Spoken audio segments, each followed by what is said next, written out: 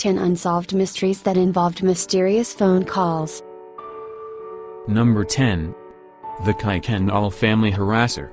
In February 2007, in Fircrest, Washington, 16-year-old Courtney Kuykendall's phone started sending out random text messages to her friends. Things got weird when someone started calling the members of the Kuykendall family.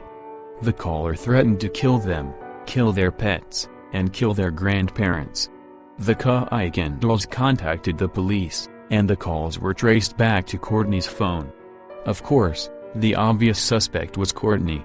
The problem was that the calls continued even when Courtney's phone was turned off or when her parents had taken it away from her. Things only got creepier from there. Whoever was calling described things the Kuykendall family were doing or what they were wearing. The stalker left voicemails that were recordings of conversations they had, even the one when the police had visited to talk about the calls. This continued for over 4 months, and no suspect was ever found. The cell phone company didn't think the technology to hijack a phone existed at the time. However, security experts said a phone could have been hijacked using spyware.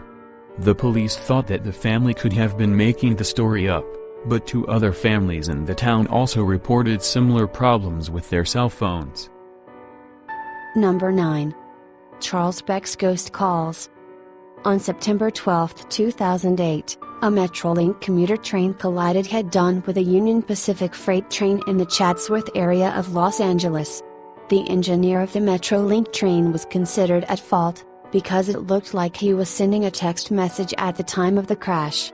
The crash was the worst in the history of the Metrolink. 25 died, and another 135 people were injured. One of the people who lost their lives was 49-year-old Charles Beck, who was in Los Angeles for a job interview with the Van Nuys Airport.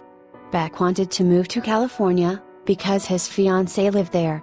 He was apparently killed almost instantly, because he was close to the spot of the impact and was one of the last people to be pulled out of the wreckage. What is really mysterious is that, throughout the night and up until his body was discovered, Beck's phone called a number of people, including his sons, his fiancée, and his brother. All the calls were a few seconds of silence before hanging up.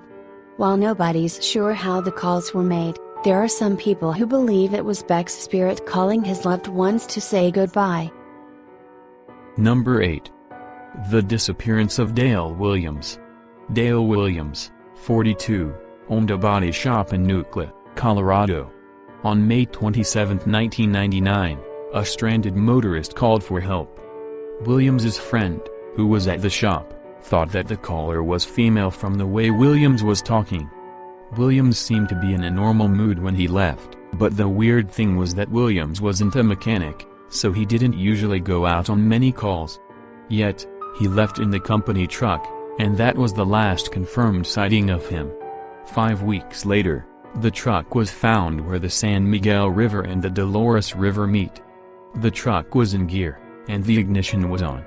Also, the window was half open, which his wife thought was strange, because he always drove with the window all the way down. One suspect was a former friend of Williams's. Williams and his wife had helped the former friend's wife move, and they refused to tell him where they had moved her. Evidence that pointed to this former friend included torn-up pictures of Williams and the former friend's family. They also found .22 caliber bullets around the shop. Williams's wife ran a video store, and someone had dropped off a .22 caliber gun in the video return box after Williams had gone missing.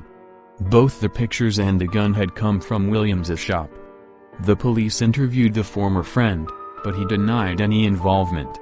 Williams has never been found, and no one has ever been arrested in connection with the crime. The identity of the caller also remains a mystery. Number 7. The disappearance of Bharajratu. The last confirmed sighting of 19-year-old Bharajratu was on November 6, 1995. He was seen sitting in a car, drinking a beer with a friend in Surrey, British Columbia. 3 days later, his car was found about an hour away in Chilliwack, British Columbia.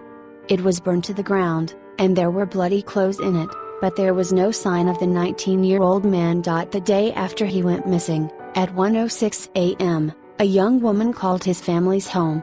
She thought that she was talking to Ratu and said, "Raj, you were beaten up?" Then she started laughing and hung up. The next day, there was another caller, whom Ratu's father described as an older woman. She told them that Ratu was dead and then hung up. Both callers spoke Punjabi, and Ratu's father is convinced they were two different callers. Police are unsure what happened to Ratu. His body has never been found.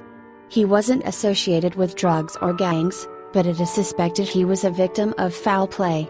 The police were unable to trace the calls, and the identity of the mysterious callers remains unknown. Number 6. The missing crew of Deena Cole. On April 11, 1990, Nathan Neesmith, his brother Billy Joe Neesmith, his nephew Keith Wilkes, and his friend Franklin Brantley set off from McIntosh County Pier in Georgia to go on a 7-day commercial fishing expedition. Their ship, Deena Cole, had just recently been docked for maintenance. They took it to an uncharted reef off the coast of South Carolina. Early in the morning on April 12, their boat capsized and quickly took on water. They had to abandon the ship, so they boarded a raft.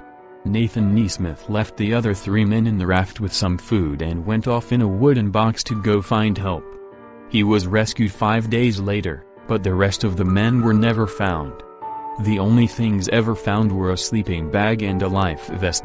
One probable conclusion was that the men simply drowned at sea.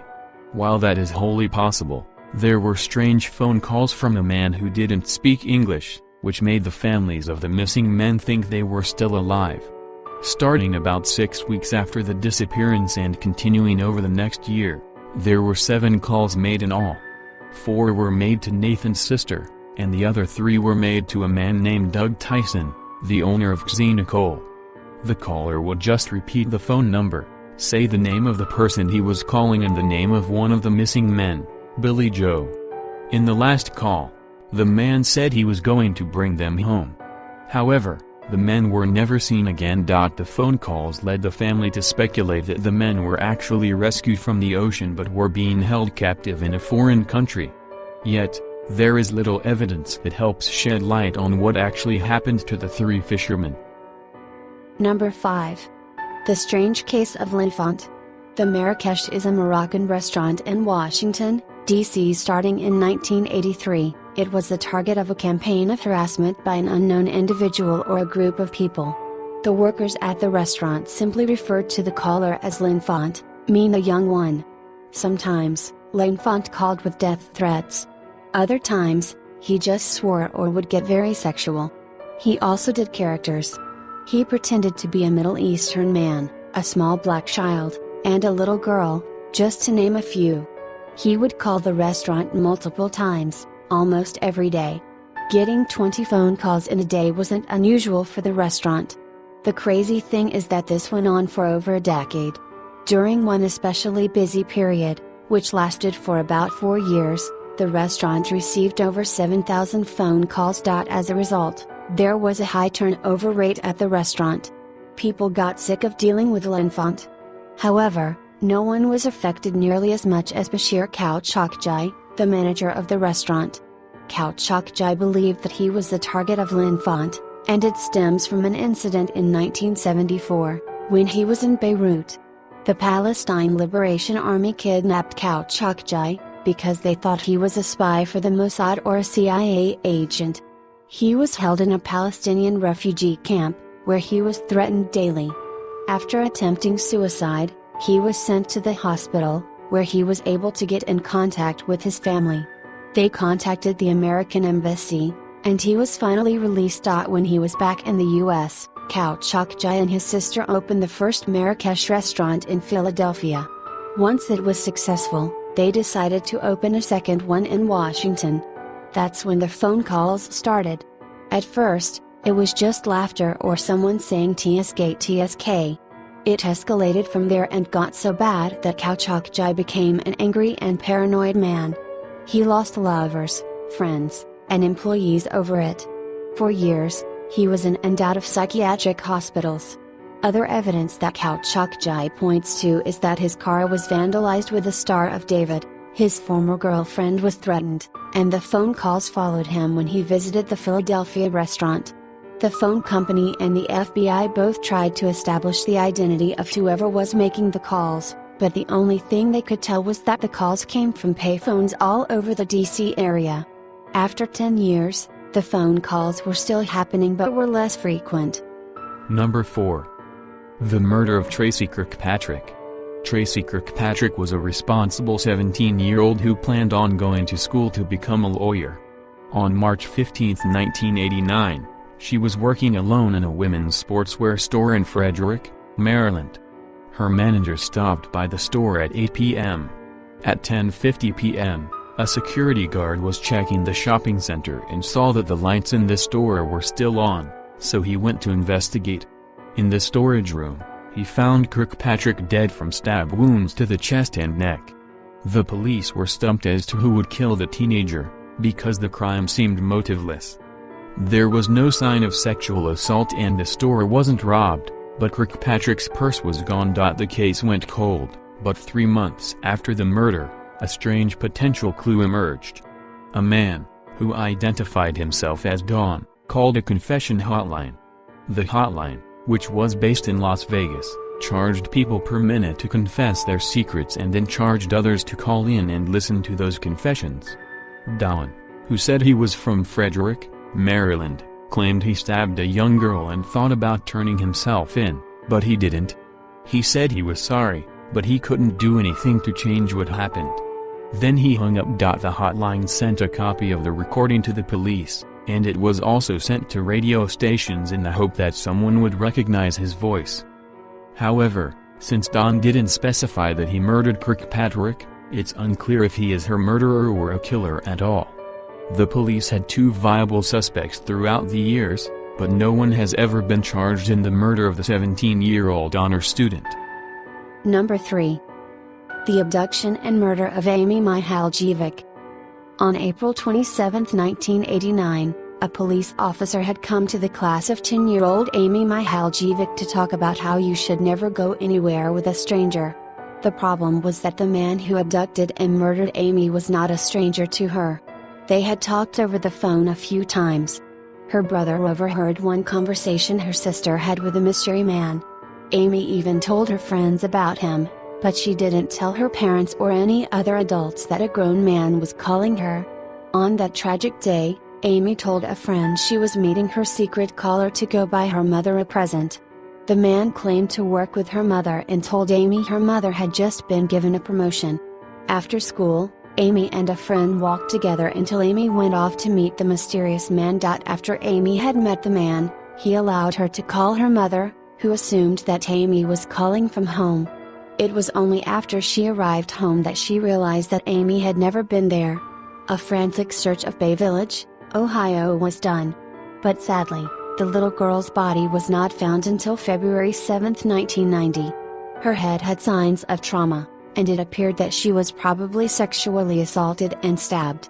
It also looked like the body was dumped a short time after she was kidnapped.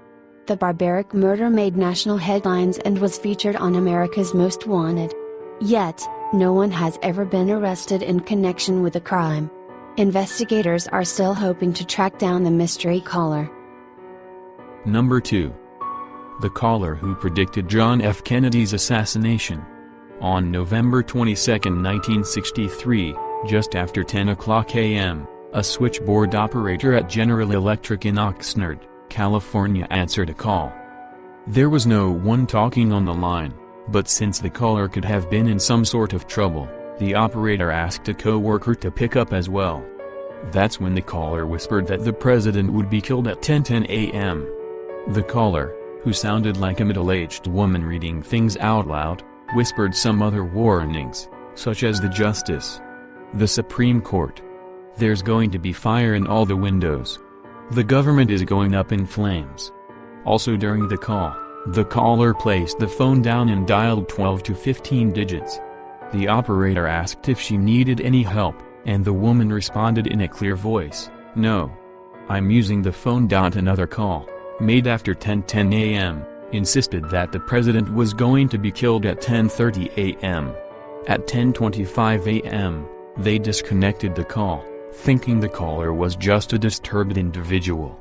Meanwhile, in Dallas, Texas, President John F. Kennedy was driving down Elm Street. The shots that killed the president were fired at 12:30 p.m. Central Time, meaning the time in California was 10:30 a.m., exactly the time the caller mentioned. The phone company reported the call about an hour after the president was shot, and the FBI wrote a report about it. They were unable to trace the call, although the FBI still believes it was just a disturbed woman. Number 1. The Long Island Serial Killer. Along a remote stretch of the Ocean Parkway in Long Island, the bodies of 14 women have been found. All of the women were associated with the sex trade, and the police believe that at least 10 of the bodies were dumped there by one man, known only as the Long Island Serial Killer. The unknown serial killer is believed to have gotten his start in 1996, but the first 4 bodies were not found until December 2010. Then, 6 more bodies were found between April and May 2011. All the women have been strangled and wrapped in a burlap sack before being dumped. There have been 4 other bodies found in the same area. However, they do not seem to match the other killings, so the police do not think the same man is responsible. Besides murdering the women, the killer also found a sadistic way to torment the family of one of his victims. On July 10, 2009, 24-year-old Melissa Barthelemy went missing. Shortly after that, Melissa's younger sister, Amanda, started getting phone calls from her sister's cell phone. 7 calls were made in all, and none of them lasted more than 3 minutes. The last call, which lasted about 40 seconds, took place on August 26, 2009, at 1 o'clock in the morning. During the call, the unidentified caller admitted he killed Melissa. Melissa was one of the bodies found in December 2010. The Long Island serial killer has yet to be identified and remains at large.